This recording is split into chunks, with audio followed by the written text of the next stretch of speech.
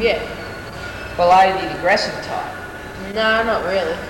Well, then the kind of robber I think you need to be is the quiet one. The one who walks up to the teller and says, I've got a couple of guys out front who are going to walk in here in 2 minutes and kill every single poor sucker in the place if you do not empty the cash register. That's what I've got to say. No, it's just a style. See, quiet people do not walk into a place, go crazy and start smashing things up. They're just normal, quiet, everyday guys, and they can't just change because that's how the guy thinks you rob a bank. That's just one way out of it. So, what are the benefits of being a quiet robber? Well, if you walk into a place acting as if there's nothing out of place, it's another normal customer, right?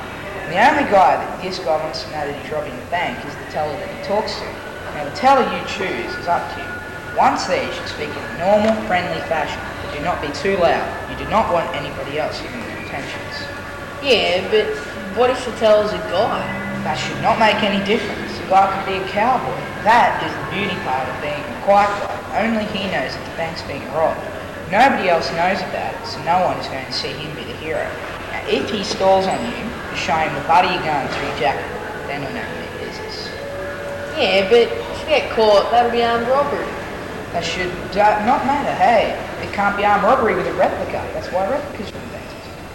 Anyway, as I was saying, just show him the butt of your gun through your jacket, and then he'll empty your cash register. Alright, next thing, getting away. Yourself. You're not going to have a getaway driver waiting, so you're either going to have to use your own car or you're going to just walk away. But there is a way you can combine the two if you're lucky. If you can find a bank with an alley next to it that leads to somewhere, you can park your car there. After you've done the deed, you can walk away and just drive off. Yeah, but what are the chances of having a bank with an alley next to it? I said if you're lucky. It might not happen, but if you apply yourself, then you could get lucky. Yeah, but if I wanted to rob a bank, I don't think I want to drive 200 kilometres to do it. Think of the money we're talking. On a good day, you could be up 100 grand. 100 in country banks? I don't think so. Get the bank when the armour guard makes a visit. Yeah, maybe. Now, if you find yourself in a situation with a cop, there are plenty of ways to handle it. Like any sort of crime, the cops are the main enemy, but really the chances of getting a silent robber are pretty slim. I mean, if you go in there swearing and putting your gun in people's faces, then the cops are going to become aware pretty quickly that there is a robbery going on. But if you find yourself in a situation face to face with a cop, there's only one way out. Shoot him. He'll shoot you if you do not shoot him. He does not pay attention to the fact that you might be a father doing this to support your kids. No, he sees you as just another deadbeat crim, so you must shoot him or he will shoot you.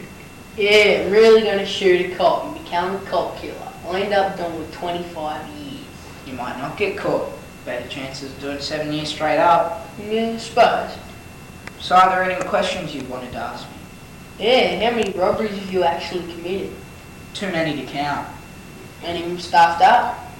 Biggest stuff up I think I've had was on a 5-man job. We were all an aggressive crowd. 2 of the guys turned up drunk. It was a complete stuff up.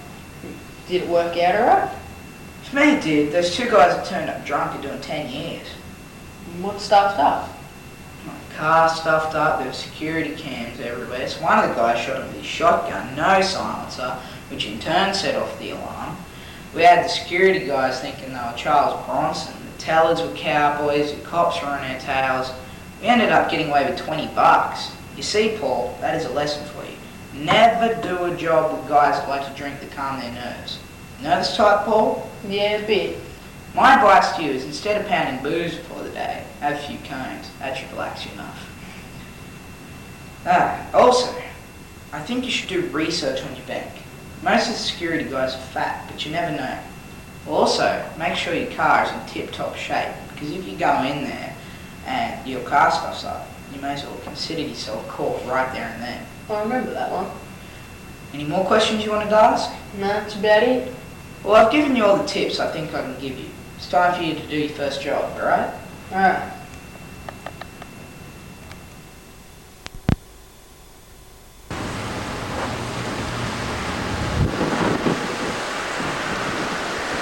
Alright, Paul, showtime. You nervous? Yeah, a bit. Just remember, you're the quiet guy. The quiet guy never gets caught. Just go in there, do the deed. Remember what I told you, and in 10 minutes you'll be a rich man, okay? Okay. Alright, now go in there. I'll see you.